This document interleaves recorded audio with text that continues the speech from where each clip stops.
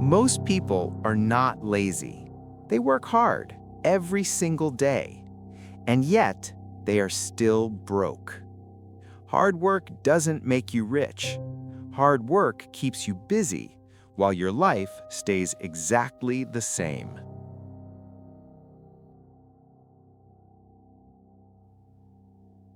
Most people are not lazy. That's the first truth you need to hear. They wake up early, they work long hours, they sacrifice weekends, sleep, and sometimes their health. And yet, their bank account stays the same. So the problem is not effort. The problem is the lie they were taught. A lie that sounds responsible, a lie that sounds mature, a lie that makes you feel like a good person. The lie is this: if I work hard, everything will work out. That sentence has destroyed more lives than failure ever could, because it keeps people busy but going nowhere. Hard work keeps you moving, but it doesn't tell you where you're going. And most people never stop to ask that question. They just keep going.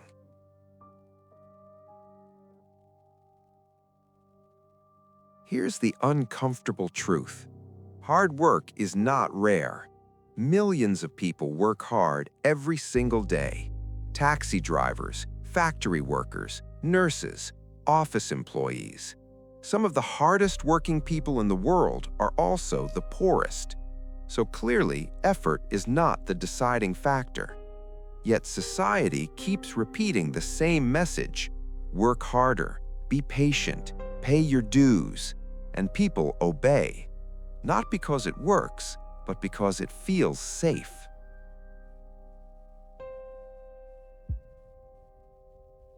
Your brain loves safety. Your brain loves certainty. That's why the lie survives. Hard work gives you the illusion of control. You feel productive. You feel responsible. You feel like you're doing the right thing.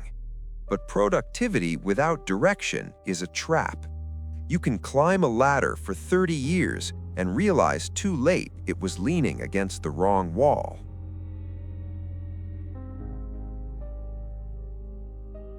Let me say this clearly. Hard work is not bad, but hard work without leverage is a dead end. If your income stops when you stop working, you are not building freedom. You are renting survival. And the most dangerous part? Nobody tells you this when you're young. They tell you, just get a good job, just stay consistent, just wait. But waiting is not a strategy, it's a delay.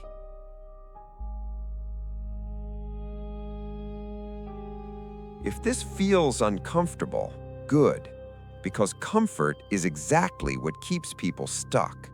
And in the next part, we're going to talk about why your own brain fights against financial freedom, even when you say you want it. Your brain is not designed for success. It is designed for survival. Comfort feels safe, but comfort is also the reason most people never change. Your brain is not on your side. Here's the part nobody wants to admit. Your brain is not designed to make you rich. It's designed to keep you alive. Thousands of years ago, survival meant one thing: avoid danger, save energy, stay with the group. And that wiring is still inside you. The problem? The modern world rewards the opposite behavior. Progress requires discomfort. Wealth requires delayed gratification. Freedom requires uncertainty. Your brain hates all three. Every time you think about changing your life, your brain asks dangerous questions. What if it doesn't work? What if I fail? What if I lose what little I have? So you hesitate, not because you're weak, but because your brain is doing its job. It's protecting you from pain. But protection has a price, and that price is stagnation. This is why most people stay stuck. They don't need more information. They already know what they should do. Spend less, learn new skills, take calculated risks, but knowing is not the problem. Comfort is. Comfort feels harmless, but it quietly steals your future. It convinces you that tomorrow is guaranteed. It makes average feel acceptable. And here's the most dangerous illusion of all: security. A paycheck feels safe, a routine feels stable, a familiar life feels controlled. But safety without growth is slow decay. When your entire life depends on one income, one employer, one system you don't control, you're not secure, you're exposed. Your brain doesn't understand leverage, it understands effort. That's why people brag about being busy. Long hours feel heroic, exhaustion feels meaningful. But the market doesn't pay for effort, it pays for value. And value is created through skills that scale, systems that repeat, decisions that compound. This is the psychological trap. You confuse movement with progress. You confuse effort with results. You confuse comfort with safety. And because everyone around you does the same thing, it feels normal. But normal is not neutral. Normal is a ceiling. If you want a different life, you need to stop trusting your first instinct, because your first instinct is comfort, and comfort will never lead you to freedom. In the next part, we're going to talk about money, not the motivational version, but the real rules that quietly decide who escapes and who stays trapped. Money does not follow effort. Money follows leverage. If your income stops when you stop working, you don't own freedom. You are renting survival. The real rules of money. Let's talk about money. Not the motivational version, the real one. Money doesn't care how hard you work. It doesn't care how tired you are. It doesn't care how good your intentions are. Money follows rules. And if you don't understand those rules, you can work your entire life and still lose the game. Here's the first rule. Money flows to leverage, not effort. Effort is limited. There are only 24 hours in a day. Your body gets tired. Your time runs out. Leverage doesn't. Leverage multiplies results without multiplying effort. And there are only a few types of leverage that matter. The first is time. When you sell your time directly, your income has a ceiling. No matter how hard you work, there's a limit. That's why most jobs feel like a treadmill. You move, but you don't go anywhere. The second is skills. Not all skills are equal. Some skills pay once, others pay again and again. A skill that can be recorded, automated, taught, or scaled is more valuable than a skill that disappears when you stop working. That's why creators, builders, and system thinkers eventually outpace workers. The third is capital. Money can work when you don't. But here's the truth most people miss. Capital doesn't come first. It comes after discipline. People say, "I'll invest when I have more money," but they never get more money because they never learned control.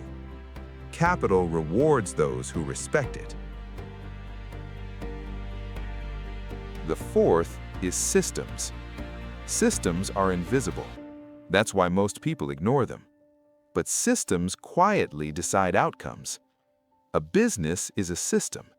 An investment strategy is a system. Even your personal finances are a system, whether you designed them or not. If you don't build a system, you live inside someone else's. This is where the gap appears. Two people work equally hard.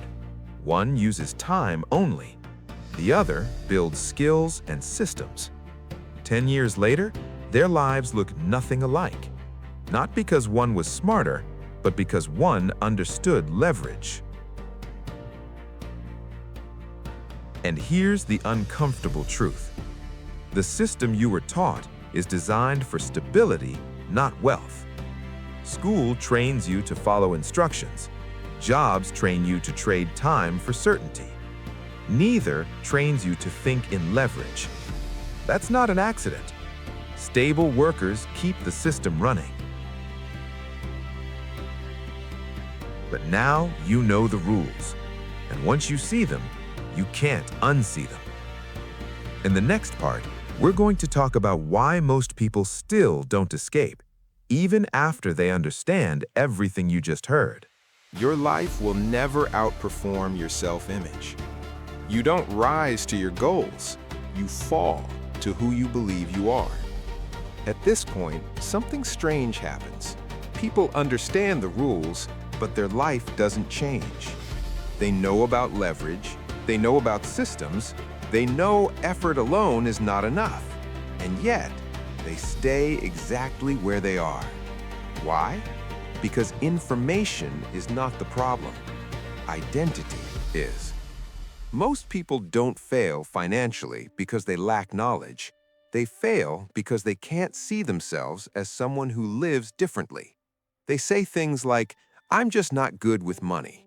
I'm not a business person. I'm not the type who takes risks." Those sentences sound harmless. They're not. They're limits disguised as personality. Here's the truth nobody tells you. Your life will never outperform your self-image. You don't rise to your goals, you fall to your identity. If you see yourself as a worker, you will look for safety. If you see yourself as a consumer, you will spend. If you see yourself as someone who gets by, you will never build anything that lasts. This is why change feels uncomfortable. It's not just about money, it's about letting go of who you think you are. And the brain hates that, because identity equals survival.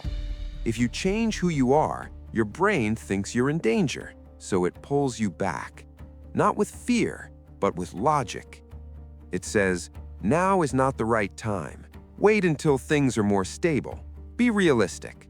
And that sounds reasonable, but realism, for most people, is just fear wearing a suit. Another reason people stay stuck is social gravity. Look around you. Most people around you are playing the same game: work, spend, repeat. So when you try to change, you don't just fight your own mind, you fight expectations. You fight doubt. You fight subtle resistance. Not because people hate you, but because your change threatens their comfort. This is why escape is rare. Not because it's impossible, but because it requires internal separation before external success. You have to think differently before you live differently, and most people never make that shift.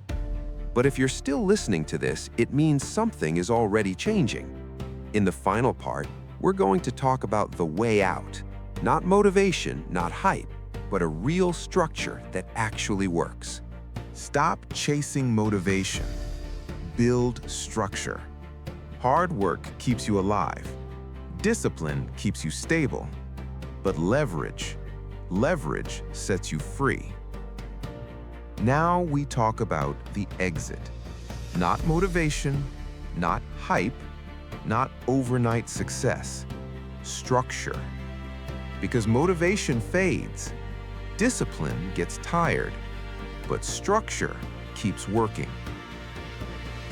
If I had to start again from zero, no money, no connections, no advantages, I would focus on 3 things. Nothing more, nothing less. First, I would stop trying to look successful. Most people are broke because they're busy proving something. Expensive habits, lifestyle upgrades, social approval. They spend money to feel ahead, but that keeps them behind. Freedom starts with control. Control over spending, control over impulses, control over ego. If you can't control small money, big money will destroy you. Second, I would build one high-income skill. Not passion, not what feels good, what the market pays for. Skills that scale, skills that solve problems, skills that don't depend on location or permission. When your value increases, your options increase, and options are power. This is where leverage begins. Third, I would turn income into assets. Not fast money, not gambling. Assets. Systems that work when I don't. Income that doesn't ask for permission. This takes time, and that's why most people never do it. They want speed, not freedom. But freedom is built slowly, then all at once. Here's the part nobody wants to hear. This path is boring. No applause, no instant results, no validation, just quiet progress. But boring is powerful, because boring compounds. At some point, something shifts. You stop chasing motivation. You stop comparing yourself. You stop reacting emotionally. You start thinking in years, not days. And that's when the pressure disappears. Because you're no longer trying to escape life. You're building it. Let me leave you with this. Hard work keeps you busy. Discipline keeps you stable. But leverage sets you free. And the moment you truly understand that, you stop asking for permission and start designing your own life.